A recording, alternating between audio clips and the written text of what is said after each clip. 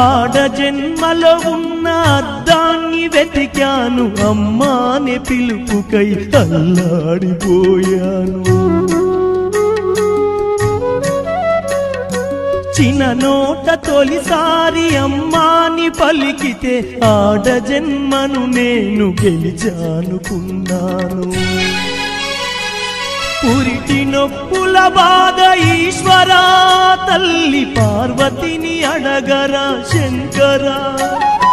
పురిటి నొప్పుల బాధ ఈశ్వరా, తల్లి పార్వతిని అడగరా శంకరా.